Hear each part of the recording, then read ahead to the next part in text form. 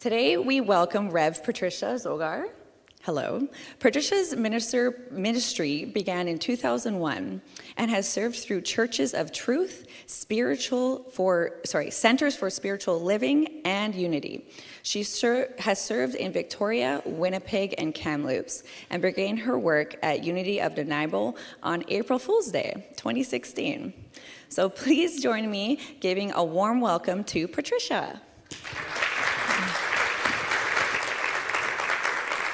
Thank you. Good morning.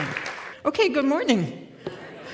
And I bring greetings from all of Unity Vancouver Island. As you probably know, we have communities in Victoria, Comox, and Nanaimo, and that we integrated into one about 4 years ago now.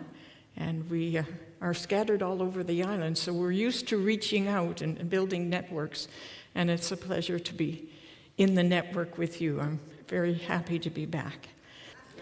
Today is the first day of Advent 2024. And as you probably know, Advent consists of 4 consecutive Sundays celebrating and honoring hope, joy, peace, and love. So today we celebrate love. Now, Unity has historically viewed the season of Advent as an inner search of mind and heart.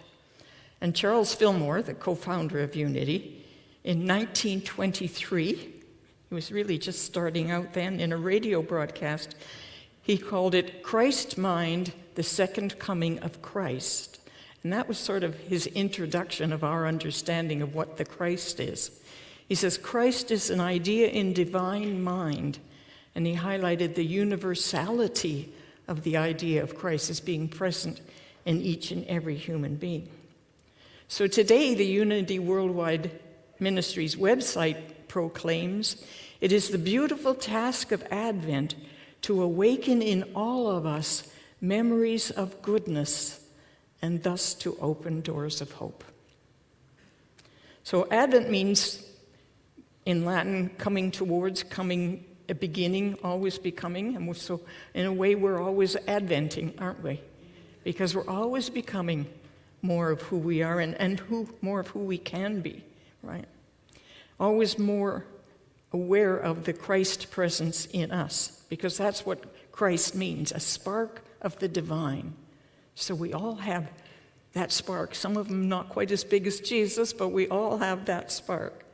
And so we try to train ourselves to become more hopeful, more loving, more peaceful, and more joyful. That's what Advent can be about for us. And of course, how do we train ourselves to do that? By disciplining our mind, right? By disciplining our mind so that we are thinking and creating, because we are always creating with our thinking, that we're doing that intentionally, not just, the random thoughts, the one we focus on intentionally what we're thinking. So we realize this power of our minds and that our minds are creating our reality. That's basically the teaching of Unity. The mind rules. We have a song, I don't know if you know it, When You Rule Your Mind. Do you know that one? Well, I'm not going to sing it for you, but I'll read you the words. Think light in the face of darkness. Think faith when you're lost at sea. Think good, for there is no evil in the world unless you think there ought to be. When you rule your mind, you rule your world. Think light, think faith, think good. Think high when you're feeling low down. Think free when you want to fly. Think big if you want to grow up in the world. Unless you think, you'll never try. When you rule your mind, you rule your world. Think high, think free, think love. Think truth, let the Spirit flow. Think love, and there will be love in all the world. Unless you think, you'll never know. When you rule your mind, you rule your world. Think life, think truth, think love, think. And in our slides at Unity Vancouver Island, we put that word think with an exclamation mark on its own side. So ruling your mind, well, how do you do that? What part of you rules your mind. I think of computers. A computer can calculate, it can store billions of facts and retrieve them instantly. But a computer does not understand those facts. A computer can't think. Something else is making the computer go. I think that's why it's called artificial intelligence. It needs real intelligence to make it go. It needs a mind. It needs a human mind to program that computer, right? So what part of you programs your mind? Surely it's not your body. Can your mind, what's the word I'm struggling for? Program itself? But what else is there of you? Not your body, not your mind. Your spirit. Yes, your spirit, your soul. Your intention, your natural knowingness. I love that. Intuition. Your connection in universal mind. That's what can program your mind, the essence of you. Albert Schweitzer wrote, "Ethics is nothing other than reverence for life. Reverence for life affords me my fundamental principle of morality, namely that good consists in maintaining, assisting, and enhancing life, and to destroy, to harm, or to hinder life is evil." That's his fundamental principle of morality. That's his essence, the essence of who he was. And that's what programmed his mind when he lived from that fundamental morality. When he lived from his essence, he was ethical. He did not need a code of ethics to tell him what was right and what was wrong, right? To tell him how to behave, because he was behaving from his essence, which was ethics, reverence. And therefore, he always knew what was ethical. Didn't need rules. Now, speaking of rules, I'm trying to rule my computer here, just a minute. I have one sentence and it's this big. Oh, now I have a calculator open.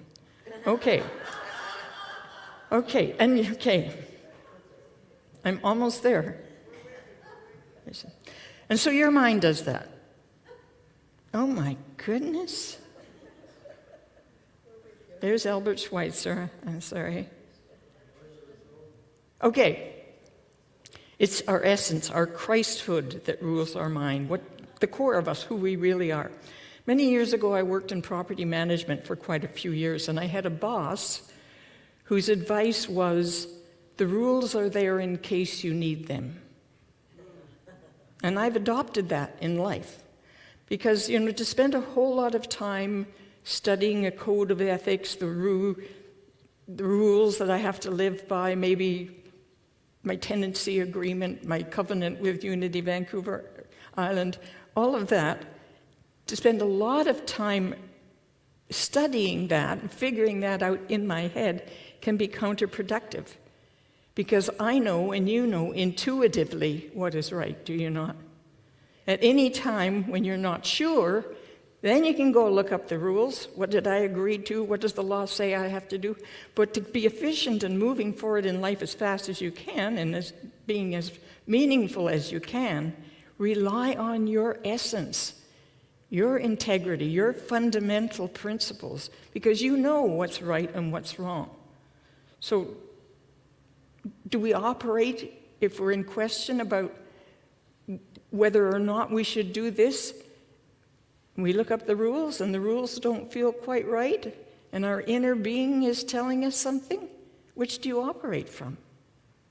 Because sometimes rules can be wrong. Sometimes laws can be wrong. So we need to operate from, we can rely on our inner knowledge, our inner obedience to the divine rules, if you like. One of my properties that we managed was a mobile home park. And on the property was a little old house, the original house that was there, and it was rented out to a young man who had a bit of an attitude. And in addition to taking apart his motorcycle on the living room rug, we would get phone calls from a woman who lived down there. She was a beautiful woman, but not too bright. And she would call me quite often to tell me that he's looking at me. So I would pack up my tenancy agreement and my rule book, and I would go down and read him the riot act, and I politely and ask for his cooperation in following the rules of his tenancy agreement. But there was no rule that says thou shalt not look at thy neighbor. So what do I do then?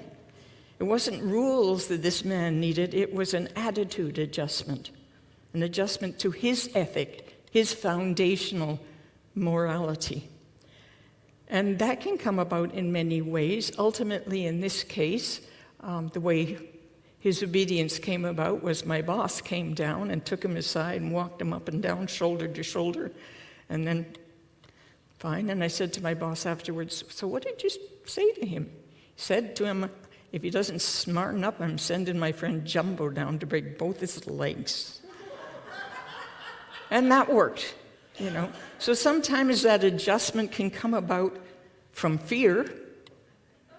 I often think of mainstream traditional Christianity teaches us to fear the Lord. I'm a God-fearing man. That a lot of that does cause obedience, but a better way to cause obedience and make that attitude adjustment is from love. Right?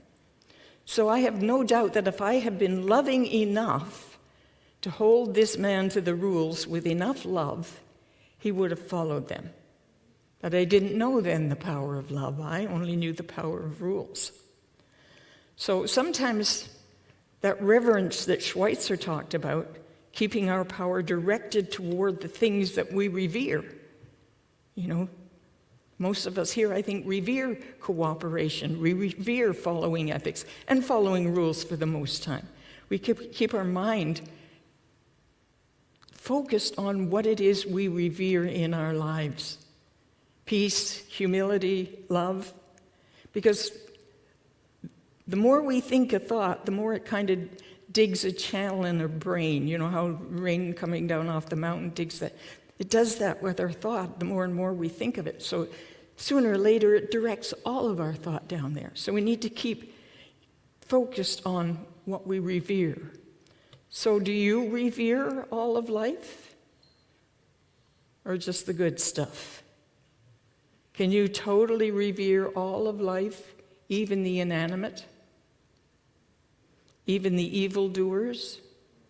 All the people, even the dumb ones? Even the mean ones? Even the greedy ones? Even the ones who voted wrong? Can you totally revere everything about life? And are you ready for the advent of all this great love, joy, peace, and hope? So the first week of Advent is hope. Just like the rules and the ethics, we can sometimes downgrade them or restrict them or even ignore them altogether. Sometimes we do that with hope. Because for me, I don't know about you, but automatically, it used to be when I heard the word hope, I automatically linked it in my mind to something or some experience that might happen, but it probably wouldn't. And I shouldn't get my hopes up, right? That might come about. It would be difficult, though. So I would hope that I get the lead role in the play. I hope I win the lottery.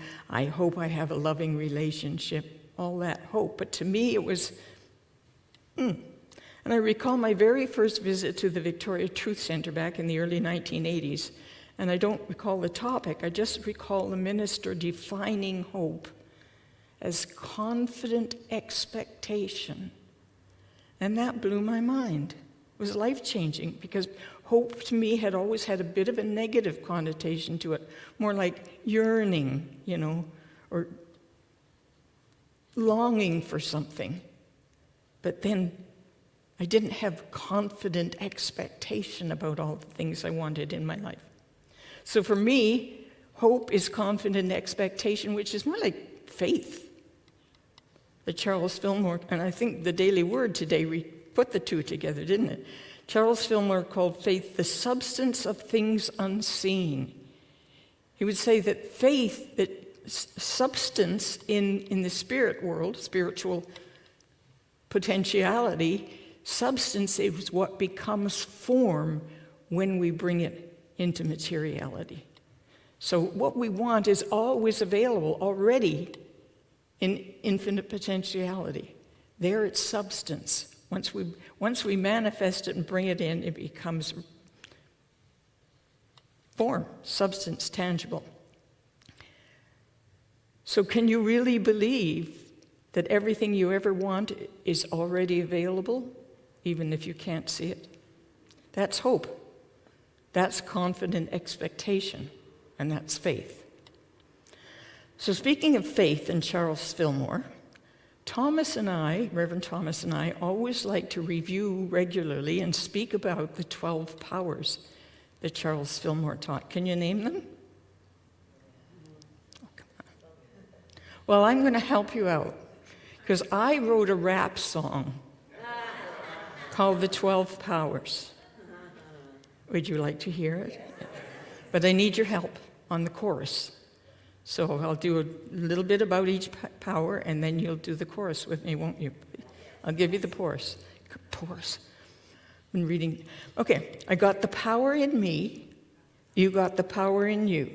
All the people in the world got the power there too. That's what you get to say. Should we try it out? I got the power in me. You got the power in you. All the people in the world got the power there too. Okay, here we go. I'm going to cheat just in case I panic. Okay.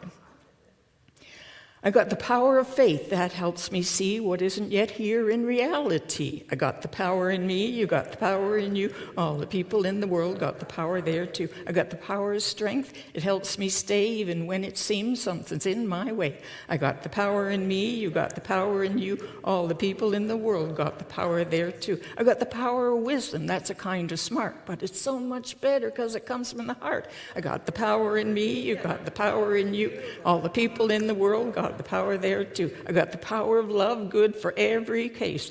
Way to bring peace to the human race. I got the power in me. You got the power in you. All the people in the world got the power there too. I got the power of power. The power I find to create my world with my power of mind. I got the power in me. You got the power in you. All the people in the world got the power of you. I got the awesome power of the imagination. I imagine joy in every situation. I got the power in me. You got the power in you. All the people in the world got the power there too. I got the wonderful power of understanding. I listen to your words even as they're landing. I got the power in me. You got the power in you. All the people in the world got the power of you. I got the power of will. I can never lose when I exercise my power to choose. I got the power in me. You got the power in you. All the people in the world got the power there too. I got the power of order. There's a perfect time and a perfect place for the stream of mine. I got the power in me. You got the power in you. All the people in the world got the power there too. I got the power of zeal. I'm strong and free and live my life enthusiastically.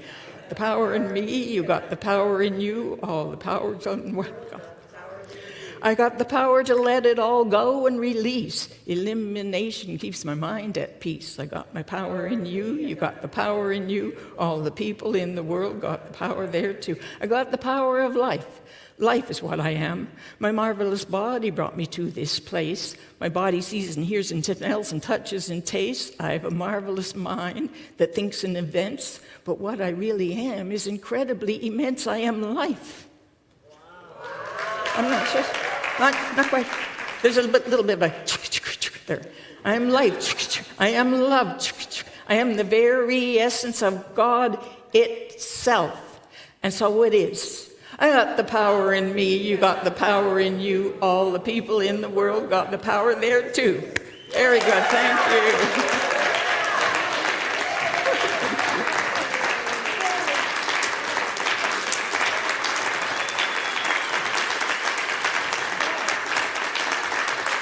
you. Thank you for helping me out on that. I always knew you guys would because you're always. So we enter this week of hope, the first week of Advent, and Advent again meaning coming. Can we believe and can we live in a state of constant expectation of coming, of the coming? Now, to a traditional Christian, that refers to the coming of Christmas, the birthday of Jesus, the God-man, and the hope for his second coming of this personage into the world. But to us, it refers to the confident expectation of the reigniting of the spark of divinity, the Christ, in our own consciousness, in our essence. So we can train ourselves.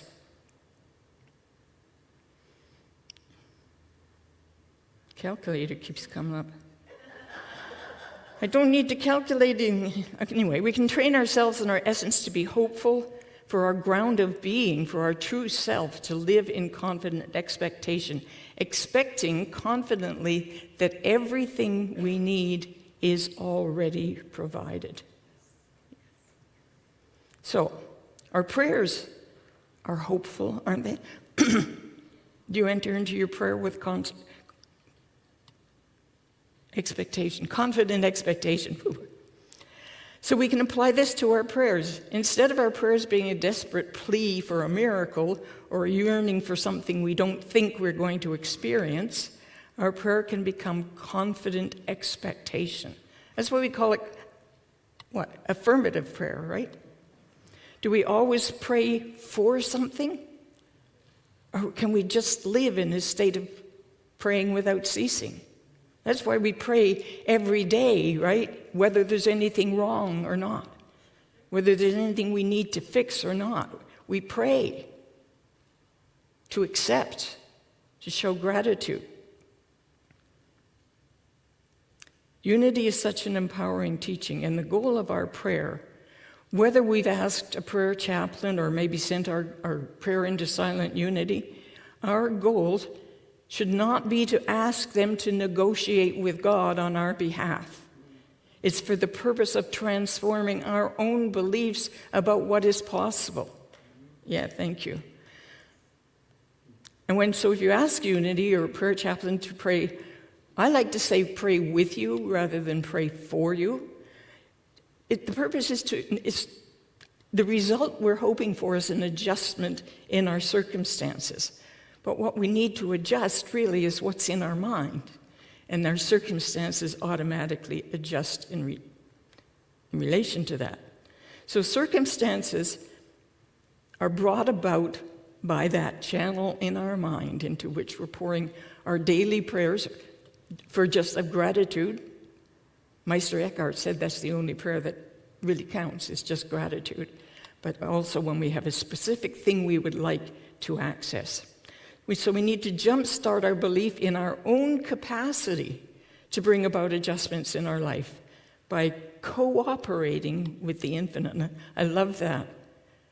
Cooperating. It's like, oh, we're partners with the divine here. So prayer guides and chaplains have had some training in what Cora Fillmore suggests. She calls it the dropping the burden of the intellect. Isn't that lovely? Drop the burden of the intellect. You don't have to figure it out.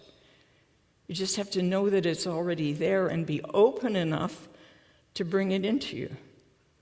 So the prayer guides who pray, sit here and pray with you every Sunday morning, they're not here to do it for you.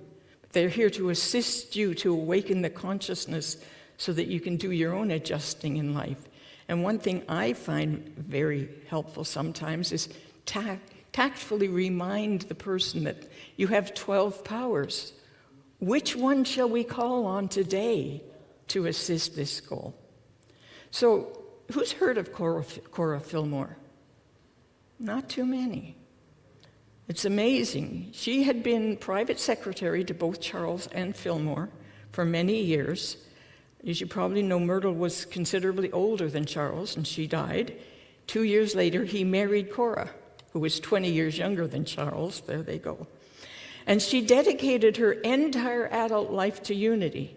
She taught and she co-authored several books with Charles, and she compiled all his writings after his death. hugely significant person in Unity, and yet most of us have never heard of us. So in Teach Us to Pray, she writes, God is power, man is powerful. God is wisdom, man is wise. God is substance, man is form and shape. God is love, man is loving. God is life, man is the living. God is mind, man is the thinker. God is truth, man is truthful. So in other words, we are full of God's stuff. We are in the microcosm what God is. She writes that we have to develop the faculties of mind necessary to the discernment of the spiritual intelligence that moves the physical universe. That's a mouthful. I'm going to read it again. We need to develop the faculties of mind necessary to the discernment of the spiritual intelligence that moves the physical universe. What a power-packed statement. Otherwise, we see its material aspects only. And there have been times, have there not, when you've seen only what's physical? You all know lots of people who live there constantly, don't you? I see when I tap there, it brings up the calculator. It's not supposed to. And she says, when we awaken even to a very slight consciousness of this cooperative spirit, we become co-creators with God, and we find we can adjust any condition that comes into our life. Any condition. Now, we may not be able to instantly manifest the perfectly glorious opposite of that, but we can adjust any condition. And our prayer is for the purpose of adjusting what we're thinking, how we're reacting to. Are we responding, or are we just automatically going on whatever it does to us? So, I hope so. I hope we can. I have confident expectation that we can all adjust our prayer practice if necessary, so that what we are doing is reminding ourselves of the capacity that we have, and that the Christ consciousness is right here inside each one of us. So I celebrate the Advent, and I pray for, with confident expectation, I pray for the growth and hope in each of our lives, and in each Unity Center, in Unity Canada, and Unity as a whole, and for our whole world. Namaste.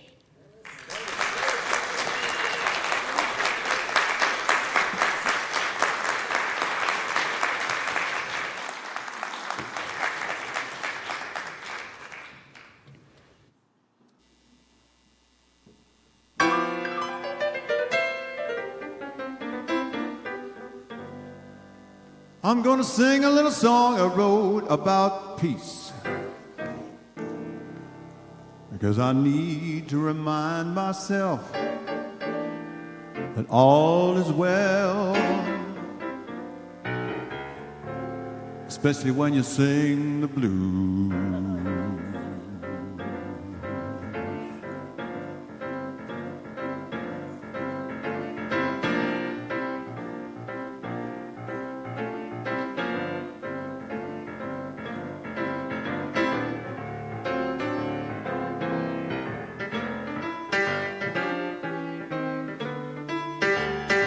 Welcome to the world where everyone belongs.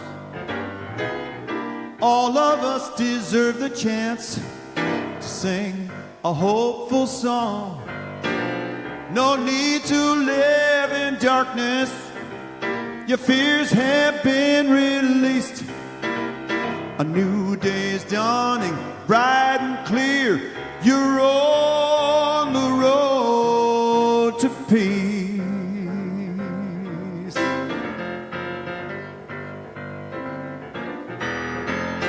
Welcome to the world where you will get to see the good that lives when people give their hearts so generously.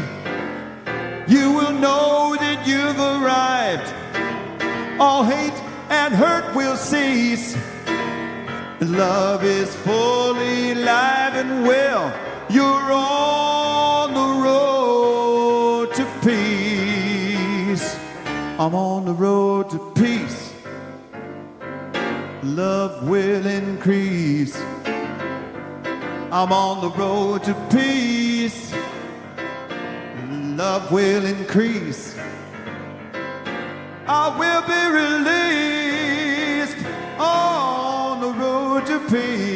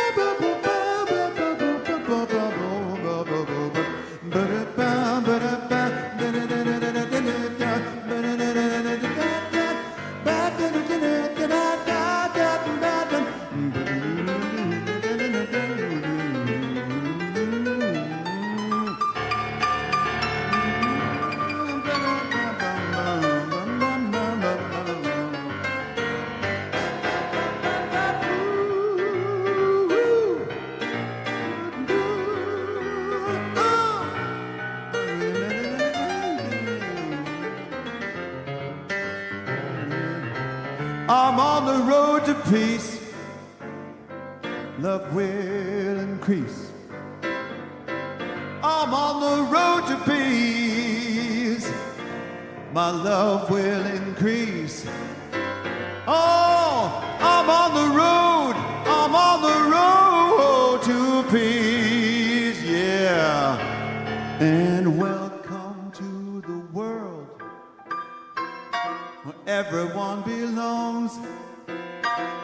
All of us deserve the chance to sing a hopeful song. No need to live in darkness. Your fears have been released, and a new day is dawning, bright and clear. You're on the road to peace. Repeat after me. I'm on the road to peace. Love will increase. I'm on the road to peace. Love will increase. I will be released. I'm on the road to peace. All right, now do it again. I'm on the road to peace. Love will increase. I'm on the road to peace.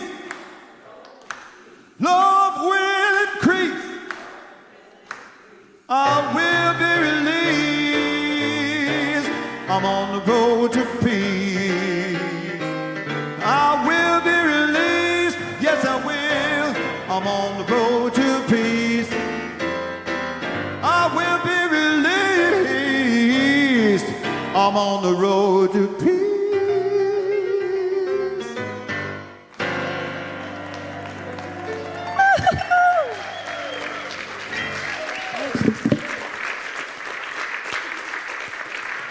Nice singing out there. Goodness. Oh my goodness. Oh my goodness. Oh my gosh. Okay, so where are we here? Yeah, give it up for Tom just one more time. Stop. You're amazing, Tom. Amazing, amazing. And Patricia, thank you so much. That was such a dynamic talk. Thank you so much. I got the power in me, you got the power in you, and all the people in the world too. I'm gonna be singing that in the car. I can just see it now. Thank you. That was amazing. We need to publish that. Yep. We need to publish that. Maybe Tom can record and do the whole thing. Kendrick, what's that guy's name? Kendrick Lamar. He's looking for new material. So. You should, yeah. That was lovely. over. Seriously, it aligns good with the 12 days of Christmas. We should anyway, cool. Very creative thoughts flowing. Thank you so much. You're amazing. Thank you. We are excited to announce that today we are resuming mastermind groups before the service. These powerful group meetings offer the unique benefit of adding affirmative group consciousness and support to your stated intentions. The mastermind prayer has been practiced successfully for over 4 decades in Unity centers around the world. The group will be facilitated by longtime practitioners Janet Law and Randy Purcell. Thank you, guys. No experience is needed. To take part, simply join us on Sundays from 10 a.m. to 10:30 on the lower level. Our next Explore Your Inner Being class is on Thursday, December 12th from 7 to 9 p.m. on the lower level. For more information, visit our Unity website. And just a reminder, we now have childminding on Sundays for children's ages 3 to 10. So if you know of anyone who might want to take advantage of this new service, please let them know. And check out our Course in Miracles study group live this Tuesday from 12:30 to 2:30 right here at Unity on the lower level. We will be breaking for the holidays and will not be meeting December 24th and 31st. Check our website for updates. Additionally, a new weekly study group focused on recapping the ACIM daily lesson workbook will kick off on Monday, January 6th at 11 a.m. on the lower level. So tomorrow, we are having Maitri. She's putting on a special Get Ready for the Holidays class tomorrow. So it's Monday, December 2nd, tomorrow, from 7 to 9 p.m. It's cultivating conscious joy through the holidays. It's sure to be exactly what we all need to stay grounded in peace and joy during this busy, demanding, and lest we forget, sacred time of year. So mark your calendars. Tomorrow, 7 to 9 p.m., I will definitely be there. Okay, on to our Christmas schedule. We are so excited. We have so many cool events going on. So let's roll them out. Be sure to join us on our annual evening of caroling on Wednesday, December 4th from 7 to 9. It will be downstairs in the lower level. And on Wednesday, December 18th at 7:30, we'll be holding our annual Christmas candle lighting, which will once again be graced with amazing musicians like Tom Artson, Nathan Aswell, Linda Kidder, and Juno Award-winning recording artist Shari Ulrich. This wonderful event is once again being offered by donation, but you will need to obtain tickets through Eventbrite. To order your tickets, simply go to unityofvancouver.org. This event came close to selling out last year, so just make sure you get your tickets as soon as possible. And on Sunday, December 22nd, after our service, we will welcome and celebrate Christmas with a potluck feast after the service. And finally, we'll wrap up 2024 on Sunday, December 29th, with a wonderful Burning Bowl service led by Reverend Carrie Hunter. It's going to be a great Christmas. Let's make the best of Christmas holidays and just have a good one, ever. Okay. And now, as we bring our gathering to a close, please stand and let us together say our prayer for protection. All together now. The light of God surrounds us. The love of God enfolds us. The power of God protects us. The presence of God watches over us. Wherever we are, God is, and all is well. Now, if you'll remain standing, we will do our peace song.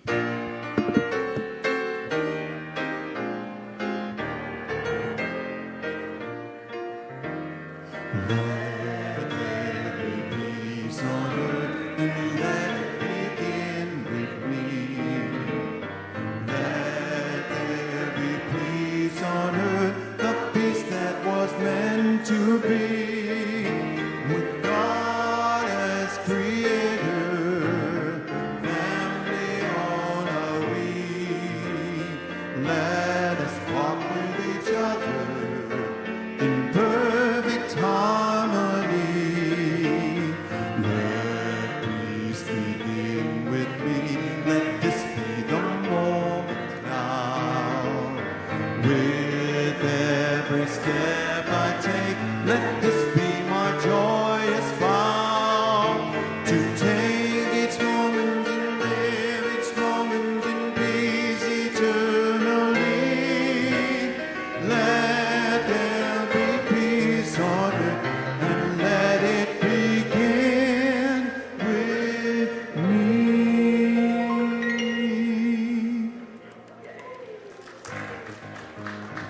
If you're on YouTube, thank you so much for joining us. We send you our love and look forward to seeing you next week.